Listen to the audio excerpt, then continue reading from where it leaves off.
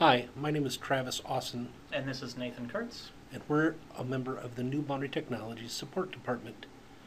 Today, we're going to talk about configuration groups, specifically and/or configuration groups. Nate? In the previous video, we talked about making a member of configuration group, which we still have here, which we still have a computer a member of. We also talked about building a configuration group to look whether Firefox was installed or not installed. Using and or statements in our configuration groups allows us to combine different subsections of rules together to make compound configuration group rule sets. So let's take these two group rule sets and make a new configuration group that has both of the rules inside of it. So let's make a user-defined group. First, let's make it look for whether Firefox is not installed.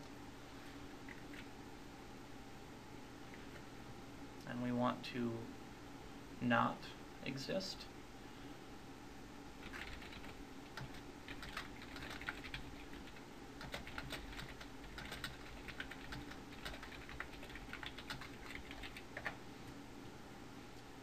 And then when we get to the edit rule page, let's hit the rule expert and add the conjunction and.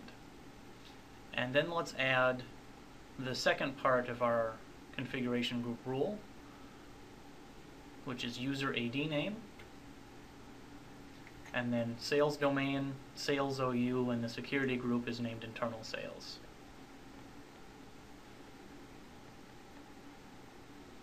And so now that we have our compound rule set, we can finish this, and when the computer pulls in again, we will see that it will join this group, as it does not have Firefox installed and the logged in user is a member of the internal sales group. Now if we wanted to use OR, once again we'd make a user-defined group. We would want to, and this time let's reverse what we're looking for. So this time we want to look for that Firefox is installed. So, or that the user is not a member of the internal sales security group. So then let's hit the rule expert and let's make our conjunction or, then user AD name, member of, sales domain.local, sales OU, and internal sales security group. And then let's add not to the beginning of our user AD name rule. And now if we had a computer that either had Firefox installed or the logged in user was not a member of the internal sales security group, we would have a computer that would join this configuration group.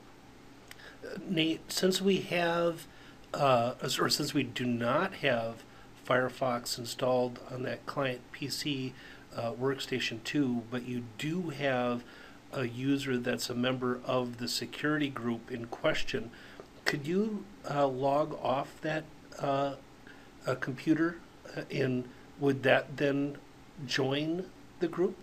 Yes, once logging off, that machine should join that configuration group. So let's log off, and then if we check, this computer is now a member of this configuration group, and it is no longer a member of the other configuration group. And that's because the currently logged in user would be system account, and since the system account isn't a member of that security group, that's why we're joining that group, correct? Correct. What if I had multiple conjunctions that I wanted to use in a configuration group? One thing to be aware of if you wanted to use multiple conjunctions in a configuration group rule set is that our rule sets do not use algebraic equation-like logic. So when building configuration group rule sets with multiple conjunctions, one would want to play around with the rule to make sure that a computer would fall into the group when one would want to. And if you're having a tough time with that, that would be the perfect opportunity to either email or call into our support department. So what you're saying is either test, test, test, or give our support department a quick call. Exactly. That is our video on and or statements. Our next video will also be about configuration groups and the types of arguments that you can use to build rule sets.